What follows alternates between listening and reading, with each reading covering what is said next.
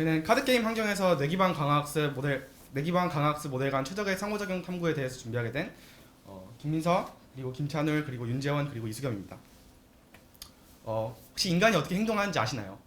인간은 모델 프리 방법과 모델 베이스 방법을 둘 다 이용해서 행동을 하는데요. 먼저 모델 프리 방법은 어떤 습관적인 행동을 말하는 것이고, 모델 베이스 방법은 어떤 목적 지향적 행동을 말하는 것인데요. 간단한 예를 들어서 설명을 해드리도록 하겠습니다. 길 찾기를 할 때 어떤 경험을 통해서 이 길로 가면은 도착할 수 있겠는걸? 하면서 행동을 하는 것이 이제 모델 프리 방법이고, 모델 베이스 방법은 목적지를 정확히 알고 저기로 가면 되겠다 사실 알고 어떤 행동을 통해서 도달하는 것이 이제 모델 베이스 방법입니다. 근데 인간은 상황에 따라서 이제 모델 프리 방법과 모델 베이스 방법을 이제 잘 활용해서 학습을 하는데요.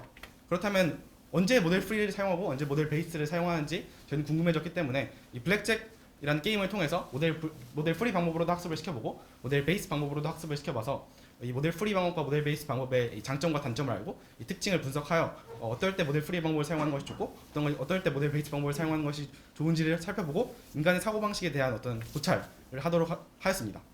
이론적 배경을 설명해드리도록 하겠습니다. 이제 강화학습은 이제 MDP를 따르면서 현재 스테이트에서 액션을 하고 리워드를 받고 그리고 다음 스테이트로 넘어가는 과정을 반복하는 것인데, 여기서 MDP가 왜 나오냐? 이 블랙잭 환경을 이제 MDP로 수식화하게 되면은 결국에는 강화학습 문제로 풀 수 있기 때문에 저희는 MDP를 사용하였고요.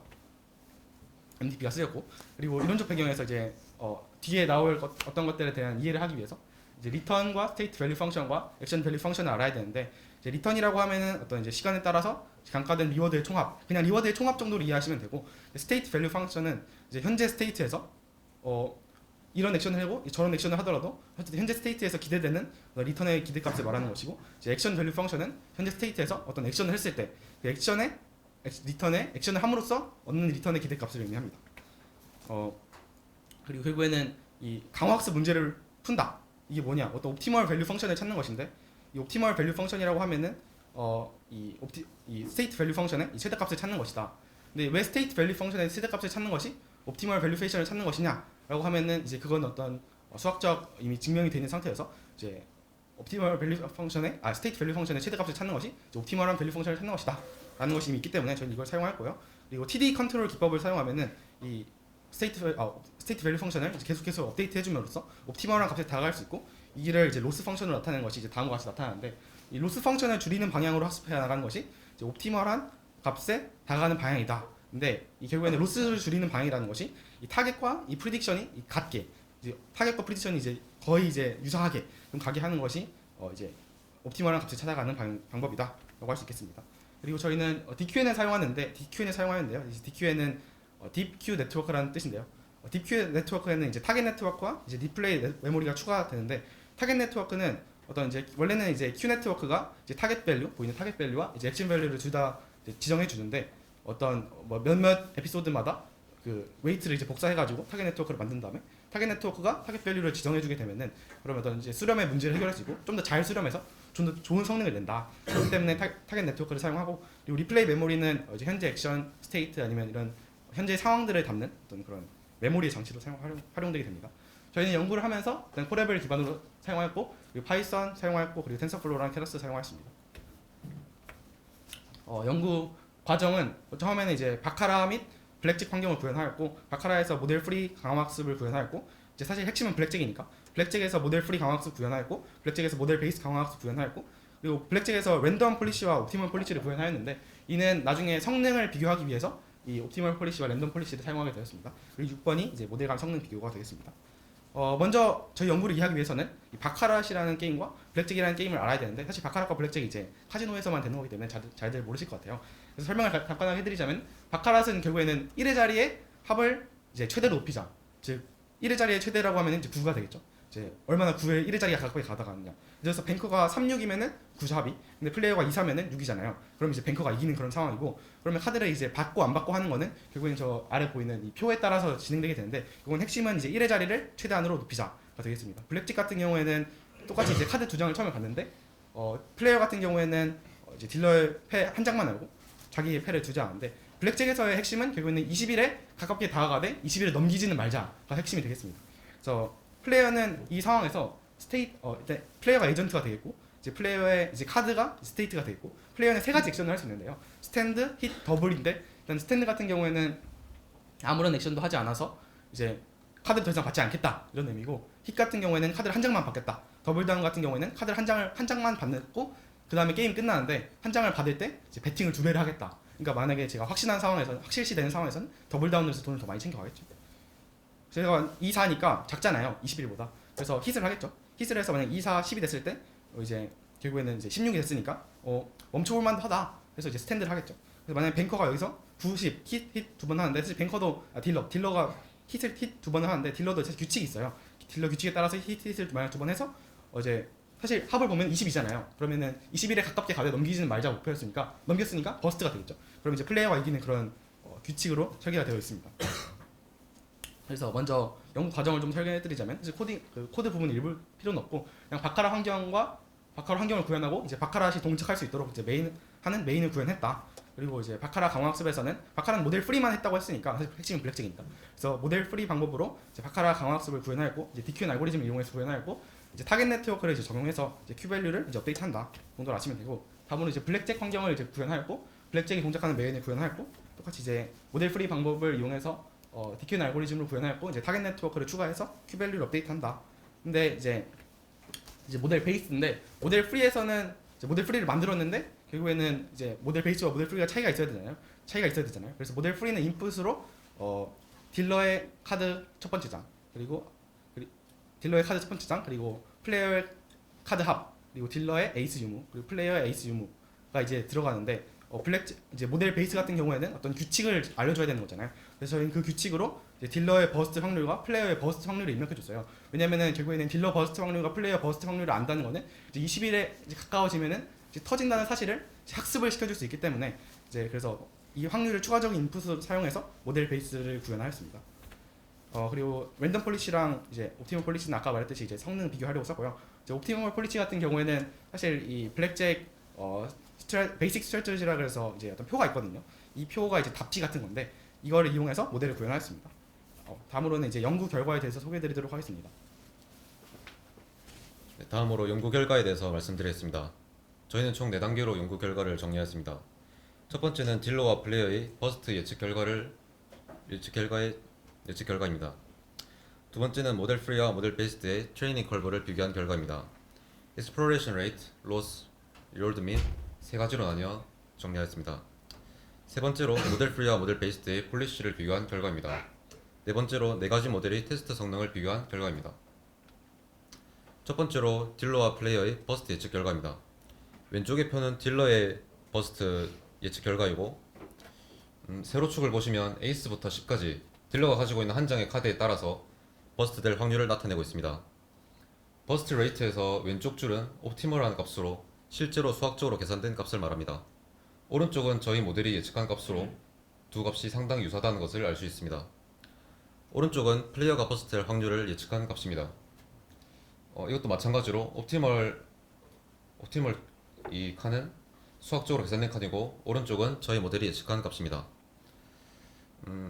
플레이어의 버스트 확률은 상당히 차이가 나지만 힌드 밸류가 커질수록 그 값이 커진다는 경향성은 잘 드러나고 있습니다. 다음으로 트레이닝 컬브입니다. 첫 번째로 익스플로레이션 레이트는 에피소드가 진행되면서 익스플로레이션 디케이를 곱함으로 두 모델 모두 같은 그래프가 나타납니다. 두 번째는 로스입니다. 두 모델 모두 로스는 초반에 급격히 감소하여 0에 근접한 값이 계속해서 나옵니다. 세 번째로 리롤드 민입니다. 리롤드 민은 여러 번 에피소드를 돌리면서 얻은 리롤드를 평균값 한 것입니다. 모델 프리와 모델 베이스드 모두 리롤드 민이 0에 수렴하는 것을 볼 수 있습니다. 세 번째로 모델 프리와 모델 베이스드의 폴리시를 비교한 결과입니다. 여기서 잠깐 개념에 대해 설명드리자면, 하드 상태라는 것은 에이스 카드가 없는 경우를 말합니다. 소프트 상태는 에이스 카드가 있는 경우를 말합니다.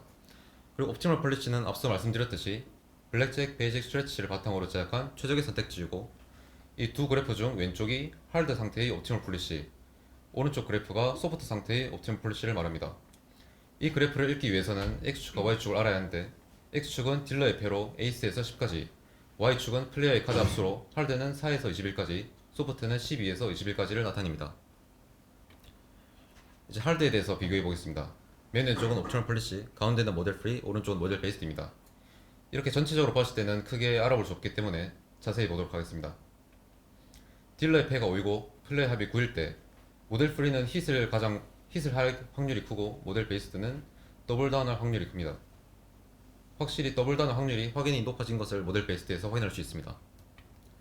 다음은 소프트입니다. 소프트도 마찬가지로 맨 왼쪽이 옵티멀 폴리시, 가운데가 모델 프리, 오른쪽이 모델 베이스드입니다.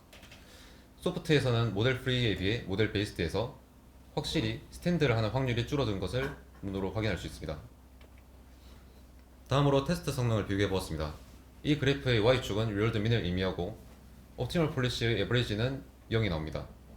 여기서 옵티멀 폴리시에 가장 가까운 것이 성능이 좋다고 볼 수 있으므로 모델 베이스드가 가장 성능이 좋고 랜덤으로 뽑았을 때가 가장 성능이 안 좋은 것을 확인할 수 있습니다. 다음으로 앞서 말씀드린 결과를 정리하고 저희가 해석한 결과를 말씀드리겠습니다. 딜러와 플레이어의 버스트 확률은 이론값과 프레딕트한 값이 비슷하게 나온 것을 볼 수 있습니다. 리얼드 민에서는 모델 프리와 모델 베이스드에서 두 가지 경우 모두 잘 학습하였고 학습 속도에서는 큰 차이를 보이지 않았습니다. 폴리시에서는 모델 베이스드에서 모델 프리보다 정교해지고 더블 다운의 확률도 의미있게 증가했습니다. 성능 테스트를 해봤을 때 모델 베이스드가 모델 프리보다 좋게 나왔지만 그 차이는 매우 미미하였고 리얼드 민이 옵티멀과 근접하게 나와 두 모델 모두 잘 학습하였다고 볼 수 있습니다. 블랙잭의 두 가지 모델을 적용시켰을 때 모델 베이스드에는 딜러와 플레이어의 버스트 확률을 넣어 학습시켜 모델 베이스드에서 더 좋은 성능이 나올 것으로 예측했지만 실제로는 학습 수준이나 속도에서 큰 차이가 나타나지 않았습니다. 하지만 모델 베이스드에서는 폴리시에서 미미하게나 옵티멀에 더욱 가까운 양상을 보였습니다. 다음으로 결론입니다. 모델 베이스드의 폴리시를 보고 판단한 결과 확률이 높을 때는 더블 다운을 하였으므로 인간이 목표 지향적인 상황에서는 더 확신을 가지고 행동하는 경향성이 나타날 것으로 저희는 생각하였습니다. 따라서 인간의 고의 수준 문제 해결 전략에 대한 통찰력을 기를 수 있었습니다. 다음으로 저희 연구에서 부족했던 점과 추후 발전 내용을 말씀드리겠습니다. 저희는 최적화가 부족해 속도 문제가 발생했기에 개선이 필요해 보입니다. 다음으로 모델 프리가 유리한 시나리오에 대한 탐색 및 실제 성능을 적용해 볼 것입니다. 그리고 이번에 모델 베이스도 유리한 시나리오를 짰지만 실제로는 모델 프리와 모델 베이스드에 큰 차이가 나지 않아 이에 대한 추가 탐색 및 실제 성능을 적용해 볼 것입니다. 그리고 새로운 모델 베이스드를 만들어 본다고 하면은 카드 카운팅 기법을 활용해서 새로운 모델 베이스드를 만들어 볼 수도 있을 것입니다.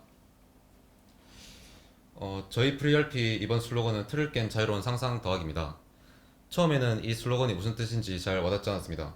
하지만 연구를 진행하면서 기존의 학업에서 벗어나 새로운 연구를 진행하며 기존의 학업이란 틀을 벗어나 연구를 진행하며 새로운 상상, 자유로운 상상들을 할 수 있었습니다.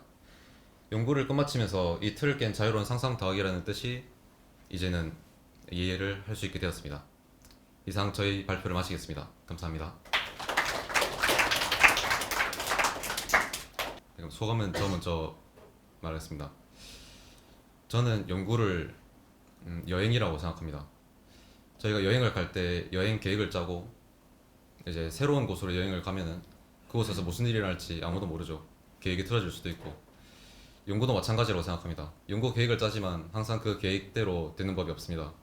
그리고 연구란 것은 새로운 것을 해보는 것이기 때문에 새로운 곳을 가보는 여행이랑 유사한 점이 많다고 생각하고 그 속에서 일어나는 일들에 대해 많은 것을 배우고 새로운 것을 경험하고 그런 것들이 참 닮아있다고 생각합니다. 이번 연구를 진행하면서 저는 강화학습이란 것을 태어나서 처음 해봤는데요.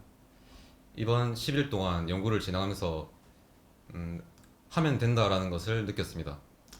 사람이 뭐든지 아무것도 없이 시작해도 그 상황에 처하면은 노력을 해서 이렇게 이룰 수 있다는 것을 깨닫게 되었습니다.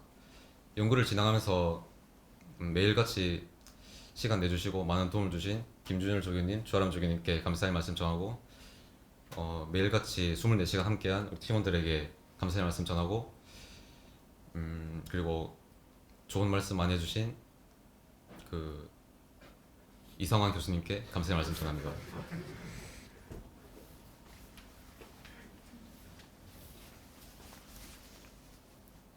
연구는 휴지라고 생각합니다. 왜냐하면 필수적이기 때문이죠. 저한테도요.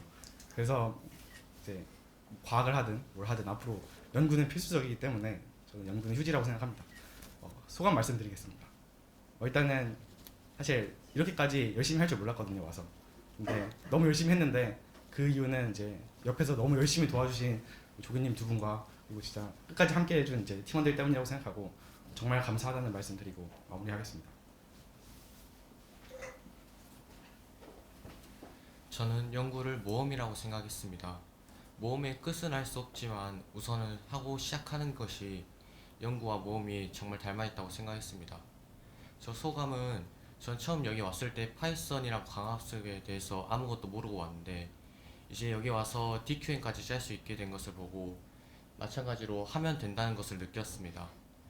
지금까지 함께 해주신 조경님들과 같은 팀원들에게 감사의 말씀 전합니다.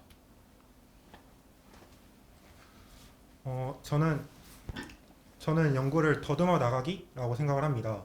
연구는 그 누구도 하지 않았던 주제에 대해서 생각을 해보고 어떻게 보면 미지의 세계를 향해서 나아가는 과정입니다.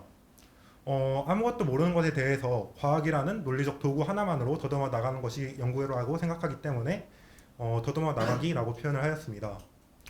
이번 프리 URP를 진행하면서 저는 처음으로 긴 시간 동안 어떤 한 주제에 대해서 온전히 생각할 수 있었던 것 같습니다. 이런 기회를 주신 프리RP라는 프로그램 자체에 매우 큰 감사를 전하고 항상 질문을 하면은 친절하게 대답을 해주셨던 주아람 조교님, 김준열 조교님께 감사의 말씀을 드립니다. 또한 항상 어떤 주제에 대해서 얘기를 할 때 친절하게 같이 상의를 했던 저희 팀원들에게 매우 큰 감사의 말을 전하고 싶습니다. 안녕하세요. K16팀 조교를 맡은 신경과학 인공지능 융합 연구센터 포닥 함영훈입니다. 제가 포닥으로서 이렇게 교수님 요청에 의해서 참여를 하게 됐는데 이 프로그램에 대해서 잘 알지도 못하고 참여를 했지만 좀 많은 열정들을 느낄 수가 있었고 학생들뿐만 아니라 여기 참여하시는 조교 선생님들도 굉장히 열의를 가지고 학생들 지도를 임하는 걸 보고 저 또한 그 열정을 전수받아 또 이 프로그램을 잘 완수할 수 있었던 것 같습니다. 저는 연구를 이 연구직을 종사하기 전에는 이 연구 자체가 목적이라고 생각을 했는데 지금은 꽤나 생계의 수단이 되어 있습니다. 근데 여러분을 통해서 또 한번 그 목적을 다시 상기할 수 있어서 좋았고 또 제가 많은 시간들을 할애하지 못했지만 저희 지도에도 잘 따라와 주신 그 학생분들에게 또 감사 인사를 드리고 싶습니다. 감사합니다.